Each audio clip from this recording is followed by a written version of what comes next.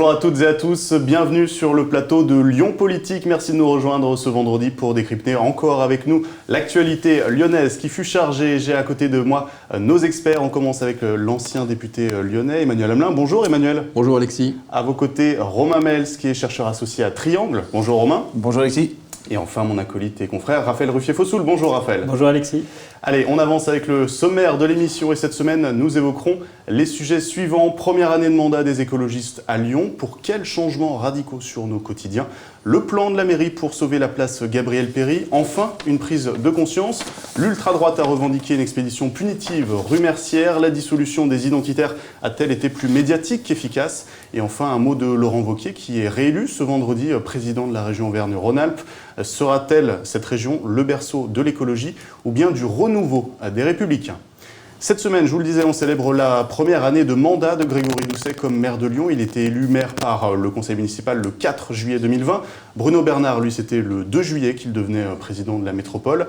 Alors un an après, les écologistes ont-ils déjà réussi à changer nos vies de manière positive, tant qu'à faire? Raphaël, finalement, on a vu assez peu de nouvelles choses. Ils ont surtout inauguré des chantiers qui étaient initiés par leurs prédécesseurs, que ce soit David Kemmelfeld et même Gérard Collomb. On l'a vu encore cette semaine avec le parking Saint-Antoine. C'est la règle de tout nouvel arrivant. Ils ont fait une première année qui était quand même dans un contexte très particulier avec le Covid. Pour ceux qui ont un petit peu de mémoire, parce que souvenir des débuts de Gérard Collomb, ça remonte à déjà maintenant plus de 20 ans, les premières années de Gérard Collomb, la première année notamment, avait été particulièrement difficile. Et pourtant, Gérard Collomb n'était pas un novice. Il avait 20 ans d'opposition derrière lui. C'était la 4e fois qu'il se présentait au scrutin. Et il avait des équipes qui avaient déjà dirigé des arrondissements. Donc ils étaient quand même un peu plus solides en termes d'expérience que cette équipe-là. Et ils ont eu beaucoup de mal la première année à prendre la mesure du poste, à comprendre comment ça fonctionnait. Donc pour une première année, dans un contexte très particulier, c'est assez normal qu'on ne voit pas grand-chose. De toute façon, ce qu'ils ont initié ne peut pas se faire en un claquement de doigts. Je pense que ce qu'on a pu voir changer très vite, mais ça a été initié avant, c'est le vélo. Moi, je trouve que pour faire beaucoup de vélo en ville, c'est assez impressionnant depuis un an. Le nombre de vélos, on commence à avoir sur les quais, dans les pistes aménagées pour ça, des embouteillages de vélos, tellement il y en a. Alors, soyons justes, on avait un président de la métropole qui était cycliste juste avant, et donc ça a été initié avant, ça a été bien commencé avec le Covid, mais donc il surfe sur une vague, mais clairement il y a quelque chose qui est en train de changer profondément là. Emmanuel, même si je connais déjà la réponse, en tant qu'habitant de Lyon, est-ce que votre vie a changé positivement depuis un an? Pas particulièrement, non, mais je pense qu'effectivement un an c'est un peu court pour avoir une visibilité ou pour voir des choses concrètes ressortir de la politique de cette nouvelle équipe. Il y a eu beaucoup d'effets d'annonce, par contre. Alors au-delà évidemment de l'occupation de l'espace public, où on voit les pistes cyclables, le nombre de vélos ou de trottinettes, etc., on sent bien qu'il y a quand même effectivement un développement qui se fait de ce côté-là. Mais le reste, ça a été beaucoup d'effets d'annonce, notamment le téléphérique, la volonté exprimée de ne plus avoir de voitures en ville, mais même à l'extérieur. C'est-à-dire que c'est quasiment un positionnement anti-voiture, qu'elle soit électrique ou pas électrique. J'en veux pour preuve l'abandon annoncé de tout développement des parcs relais autour de la ville, qui aurait permis aux voitures qui rentrent dans la ville de se parquer à l'extérieur et d'utiliser les services en commun, de transport en commun pour rentrer dans la ville. Donc on voit bien, il y a un certain nombre d'effets d'annonce qui se sont exprimés. On va voir de quelle manière les choses vont se mettre en place. C'est vrai que moi j'ai juste quelques craintes, c'est quand je vois par exemple sur la ZFE, la zone à faible émission. À faible émission qui va se mettre en place notamment dans le centre-ville de Lyon, où on va supprimer, ou en tout cas interdire notamment les voitures diesel, peut-être des critères 3, 4 et d'autres. Tout ça est annoncé pour 2026 de manière un peu brutale. On le sent bien d'ailleurs, beaucoup d'acteurs professionnels, notamment artisans, commerçants et autres, ne s'opposent pas à cette ZFE, mais demandent peut-être un accompagnement un peu plus en douceur. Donc les effets d'annonce de cette équipe, elle est parfois un peu brutale pour justement donner de la visibilité à leur positionnement politique. Je terminerai juste sur une dernière chose, c'est sur la politique du logement. Effectivement, là, ils prennent de gros risques, puisque avec leur volonté de ne pas densifier, aujourd'hui on se rend compte qu'il y a une pénurie de logements importante. On a un stock aujourd'hui d'à peu près 2500 logements, alors qu'il y a 3 ans on était à 6000 logements. Donc comme l'offre se fait rare, les prix augmentent considérablement et on va se retrouver, si on y prend garde, à court terme dans une ville où, un peu à la parisienne, on ne pourra plus habiter malheureusement. Romain, il est vrai que il ne s'est pas passé grand-chose durant cette année, mais c'est normal parce que quand on prend les commandes et quand on n'est pas du tout dans la même lignée que nos prédécesseurs, ça prend du temps. Mais on se souvient que les écologistes avaient promis de grandes choses pour ce mandat, de la végétalisation, de la réduction de la place de l'automobile, la réduction de la pollution, le fait qu'on puisse sortir en famille à n'importe quelle heure de la journée et sortir en sécurité. Est-ce qu'il ne va pas devenir urgent, puisqu'on entre aujourd'hui dans la 2e année de mandat, que tout ça prenne vie, prenne forme, si on veut si les écologistes veulent que durer à l'hôtel de ville et à la métropole de Lyon? C'est-à-dire en même temps, si on avait vu déjà les effets de toute cette politique, si on voyait tout ça, ça serait aussi la révolution. S'il n'y avait plus de voitures, s'il y avait des... C'est facile, hein. Voilà, du jour au lendemain, on met un péage, on dit stop, ça marche. Hein. Alors certes, ça devient la guerre civile, mais on aurait pu le faire. C'est exactement ça. Donc si justement ils ne l'ont pas fait, je pense qu'ils avaient eu l'idée aussi, ce que vous venez de dire là sur le péage. Je pense que ils ne vont pas attendre cette émission pour dire mais c'est vrai qu'on aurait dû faire ça. Ils ont eu l'idée, ils ne l'ont pas fait justement pour pas que ça soit la guerre civile. Donc par rapport à tous les gens qui disent des idéologues, des Khmer verts et tout ça, c'est justement une bonne chose qu'on ne voit pas encore les effets de leur politique. Parce que si on les voyait vraiment, alors là on serait effectivement, ça serait très dur. Ils ont été élus pour ça quand même. Alors, Donc il faudrait qu'on le voie un jour ou l'autre. Non, on ne sait pas exactement pourquoi ils ont été élus. D'abord, ils ont été élus par très peu de gens. Ouais. Et ensuite, sur le bulletin de vote, si vous écrivez « Je vous ai élu pour qu'il n'y ait plus de voitures », vous savez, le bulletin de vote est nul. Vous n'avez plus le droit de... Les gens les ont élus parce qu'il fait beaucoup trop chaud aujourd'hui à Lyon, il faut de la végétalisation. Mais ils ne vont pas installer une énorme clim au-dessus de Lyon pour qu'ils fassent... Mais s'ils ne réduisent pas le nombre de voitures d'ici la fin du mandat, là, les électeurs leur reprocheront. Emmanuel Emelin disait qu'ils étaient brutaux, mais je suis assez d'accord. Pour l'instant, ils ne vont pas très vite sur ce sujet-là, alors que leur électorat est vraiment en attente de ça. Et c'est assez logique, parce qu'en centre-ville, les gens ont de moins en moins de voitures. La voiture continue d'occuper à peu près 80% de l'espace disponible, alors que les gens circulent autrement. Donc il y a une attente des électeurs très forte. C'est pour ça aussi qu'ils ont été élus. Donc ils vont devoir aller plus vite, à mon avis. Oui, mais ils ont été élus. Ils ont été élus par peu de personnes, par 15%. Romain, donc on ne peut pas tout d'un coup dire... Plus de voitures, on a été élu par 20%, mais les autres vont dire « Ah, on nous égorge !» Donc c'est une très bonne chose qu'on ne voit encore rien, même s'il se passe plein de trucs. Ils ont mis le pied dans une porte cette semaine qui est celui de la ville à 30 km/h. Ça pourrait arriver à Lyon dans les prochains mois, dans les prochaines années. Ça serait un nouvel première accident solution. D'ailleurs qui a marqué... bien sûr que c'est des solutions, on voit bien quand... Grégory Doucet, son maître mot, c'était apaiser la ville. La ralentir, faire que la circulation se passe mieux. Évidemment, on a encore vu un accident dans le 5e la semaine dernière lié à la vitesse. Donc évidemment, à mon avis, ils vont devoir aller beaucoup plus vite sur la limitation de la voiture. Alors si moi je peux donner simplement mon petit avis personnel sur mon expérience. Je passe souvent sur la commune d'Oulin, qui est déjà une ville limitée à 30. C'est pas du tout respecté. Et il n'y a pas du tout de déploiement de policiers pour la faire respecter. Alors, il faudrait bien préciser que si on passe en ville 30, il faut ensuite mettre de la vigilance et de la répression pour le faire respecter, parce que sinon les gens s'en fichent. La question qui se pose, c'est pourquoi vous allez à Oulin, quoi. Ça, c'est fou. Je vous expliquerai hors antenne. Ok, d'accord. Non, mais pour préciser un peu les choses, moi j'ai l'impression qu'aujourd'hui, leur position elle est dogmatique. C'est-à-dire que ce n'est pas tant la voiture en ville qui guide leur politique, c'est contre la voiture. Parce que s'ils voulaient éviter la voiture en ville, ce que l'on peut concevoir tout à fait, je pense que c'est dans le sens des choses, un moment ou un autre, on y arrivera. Mais si c'était ça leur volonté, on mettrait des pare-relais pour empêcher les voitures de rentrer en ville. Là, on laisse rentrer les voitures, mais on fait une politique anti-voiture, et non pas simplement anti-voiture en ville. Et là, on est sur du dogmatisme, et ça, c'est un peu embêtant. Parce que des solutions existent. Prenez le parc de Gerland. C'est une solution adoptée par Michel Noir à l'époque pour le centre-ville. Il y avait des voitures dans les pentes de la Croix-Rousse et sur Place des Terreaux en permanence. Ce qui a été efficace pour les enlever, ça a été de rendre la circulation impossible. Et du coup, les voitures ont contourné le centre-ville qui est devenu beaucoup plus agréable. Beaucoup plus agréable. Aujourd'hui, il y a quand même beaucoup d'embouteillages, il y a beaucoup de... Moi, je pense qu'effectivement, il y a trop de voitures en ville, au centre. Et qu'on pourrait éviter, une grande partie d'entre elles, de ne pas rentrer dans la ville.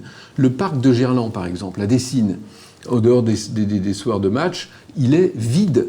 Il y a des transports en commun, il y a un tramway qui va là-bas. Pourquoi ne l'ouvre-t-on pas la journée aux professionnels qui rentrent dans la ville, etc., qui se parqueraient ici. Je pense que Jean-Michel Aulas serait très content.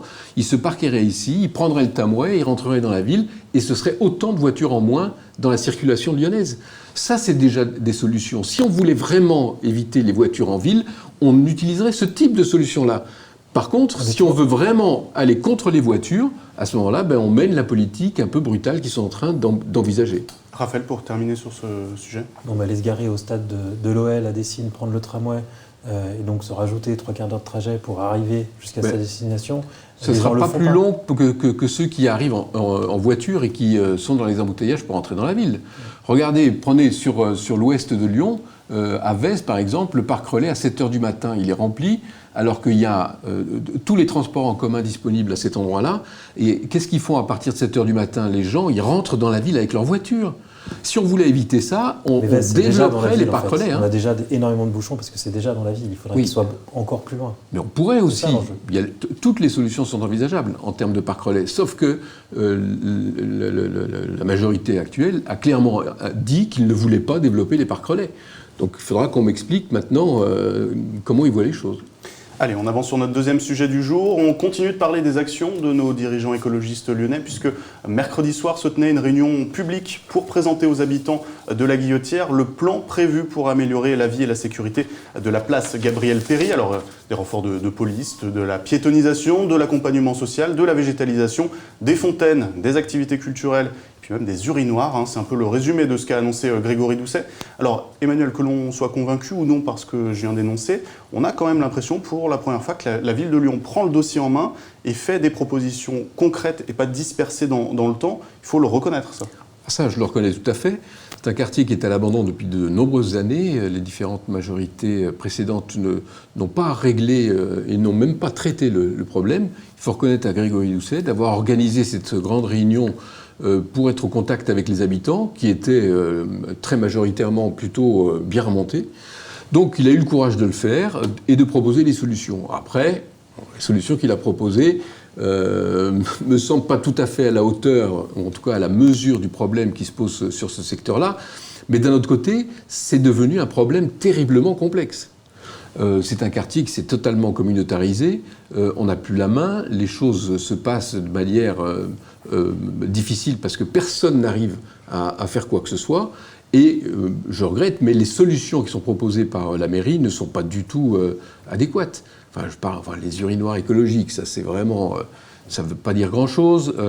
L'histoire du bâtiment qui est sur la place, le clip, dont on dit qu'on pourrait, le petit clip, qu'on pourrait le supprimer, mais il faudra attendre, il date de Michel Noir, il faudra attendre le mandat d'après, c'est-à-dire que là on repousse au calendrier grec, qu'on va installer la maison des services publics dans l'ancien clip, la maison des services publics pour faire de l'accompagnement social, des choses comme ça, en disant qu'il faudra former les équipes aux problèmes migratoires.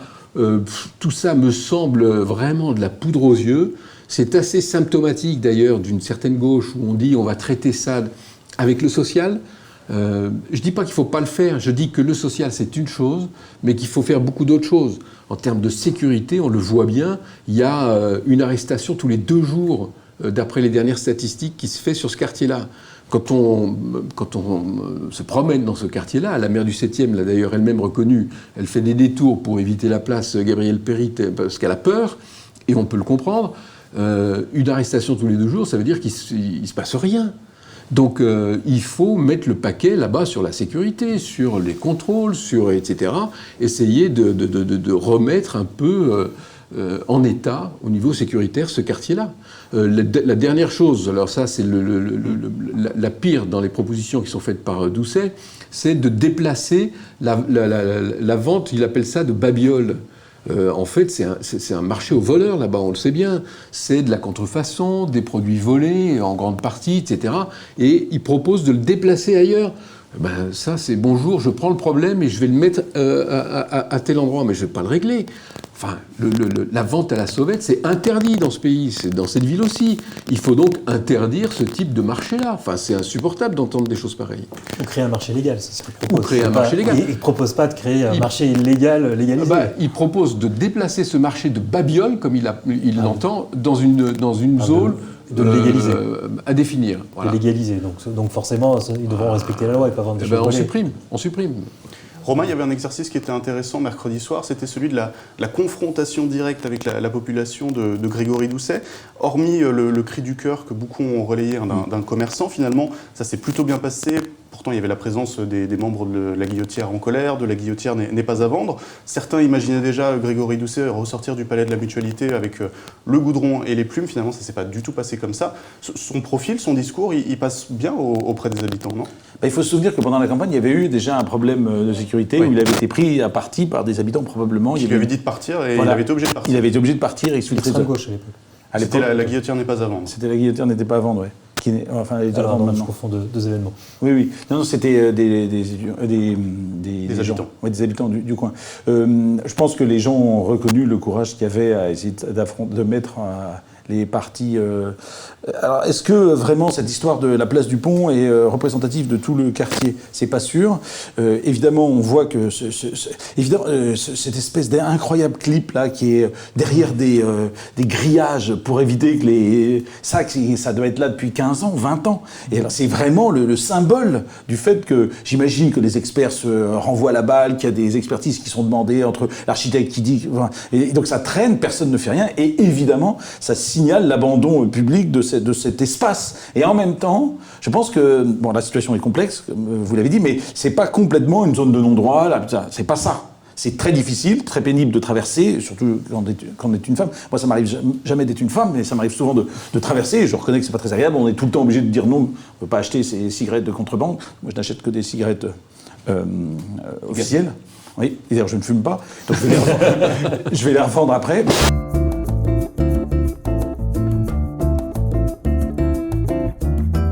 Bon, désolé pour ce problème technique, Romain est quelqu'un de très expressif. On vous redonne la parole, Romain. Je ne sais même plus ce que vous disiez. Non, ce que je veux dire, c'est que, par exemple, il y a quelques jours, un habitant a appelé la police en disant « cette fois, c'est grave ». Et effectivement, il y avait eu une agression au couteau.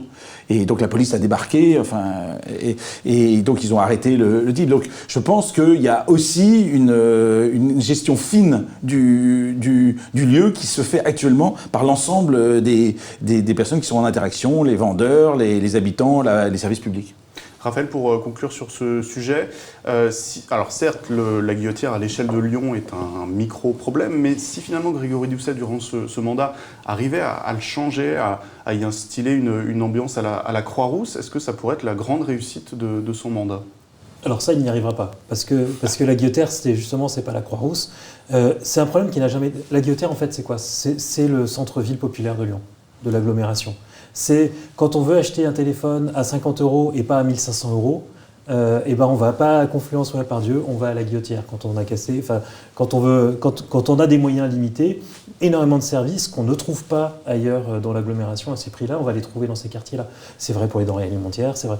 Vous dites communautarisme, mais c'est pas si vrai. C'est vraiment un quartier qui est très mélangé, où on peut trouver énormément de choses.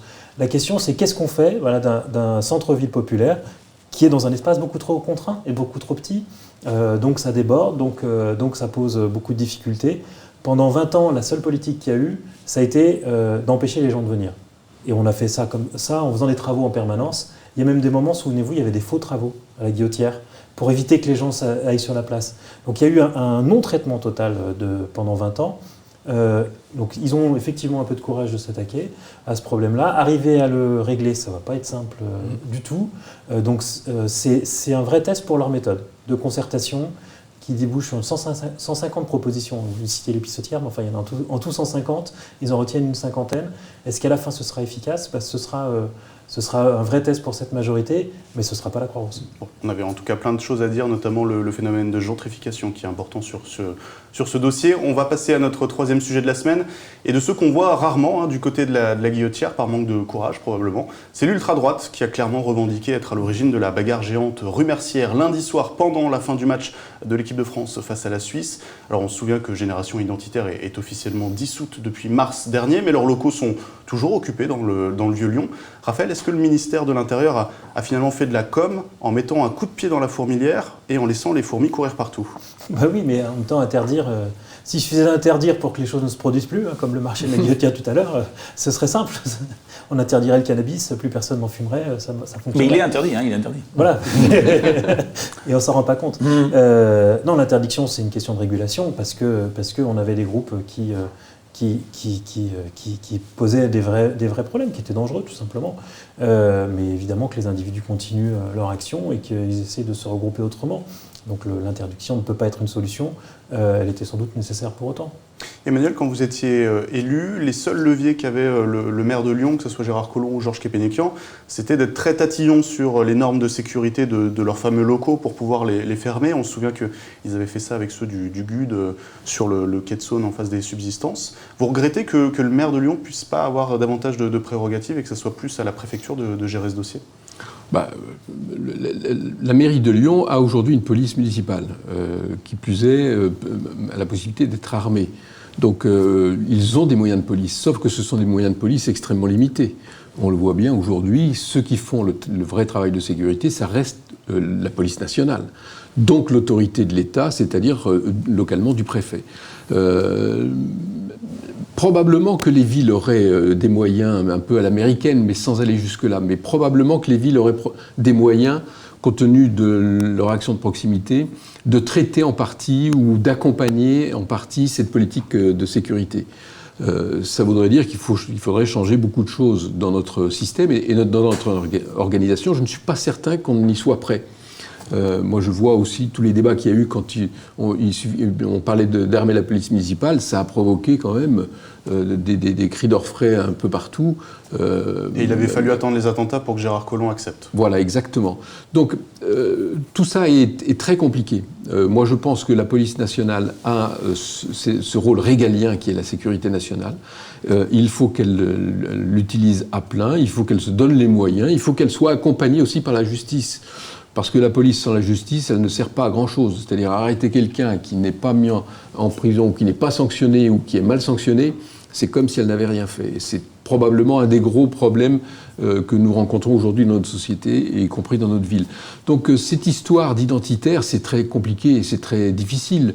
Comme disait Romain, on ne peut pas aujourd'hui interdire aux gens de penser. On ne peut pas leur interdire de se réunir, enfin, dans certaines conditions.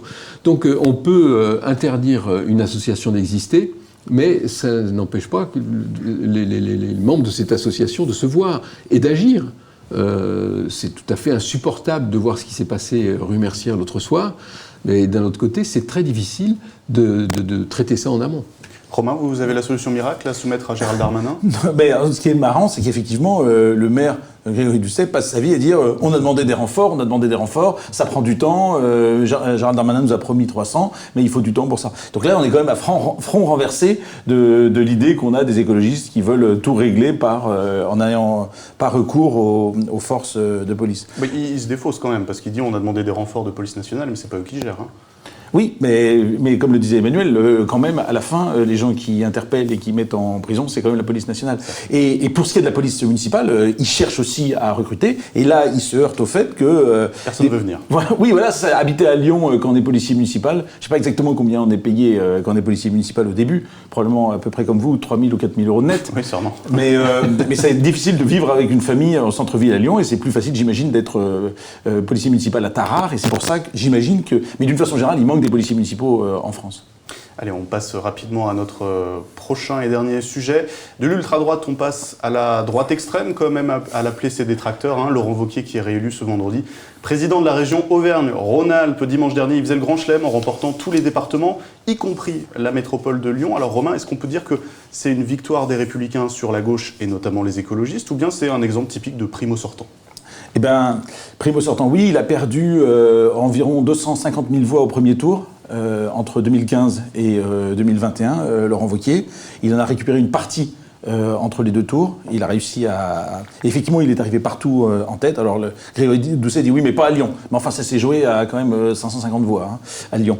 Donc, il a perdu beaucoup d'électeurs. Mais ce qui est fabuleux, ce qui est incroyable, c'est l'effondrement de la gauche, le PS, qui a perdu 450 000 électeurs entre 2015 et 2021, et l'effondrement du Rassemblement national, qui a perdu 460 000 électeurs entre 2015 et 2021. Donc c'est effectivement le sortant, mais c'est surtout le fait qu'il n'y avait rien en face. Et Fabienne Grébert a fait des bons résultats, mais par rapport à ce qu'a fait Philippe Mérieux en 2010, c'était inférieur, et même si elle a fait beaucoup mieux que Jean-Charles Collas, c'était pas suffisant pour être une vraie challenger.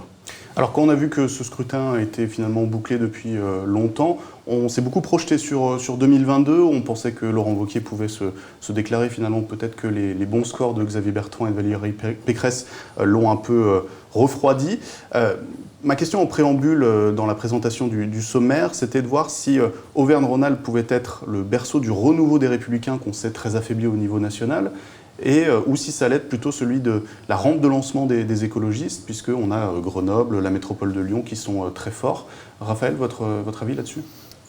En fait, il y a quand même deux gros hippopotames dans la salle quand on parle des régionales. C'est que, l'abstention était extrêmement forte. C'est pas normal de me traiter d'hippopotame. Je trouve qu'il faudrait arrêter cette émission tout de suite. On l'a déjà fait une fois pour vous. Voilà, des éléphants dans le couloir, comme vous voulez. Ils sont dans le couloir, donc ça va. Choisissez votre animal. Mais je ne parlais pas de vous. Évidemment, l'abstention. Et deux, le parti présidentiel, qui... en fait, n'est pas présent aux élections locales. Elle n'était pas là au municipal, elle n'était pas là ils n'étaient pas vraiment là au régional. En tout cas, ils n'apparaissent pas comme crédibles auprès des électeurs. Mais on sait qu'à la présidentielle, ils reviendront. Et quand on regarde les intentions de vote, on voit que les jeunes qui sont beaucoup abstenus, les deux partis qui privilégient, c'est même assez impressionnant chez les 18-25 ans. On est à peu près à 35-40% pour Macron et 35-40% pour Marine Le Pen. Donc les deux absents du scrutin régional sont les favoris du scrutin présidentiel. Donc c'est difficile de tirer des leçons.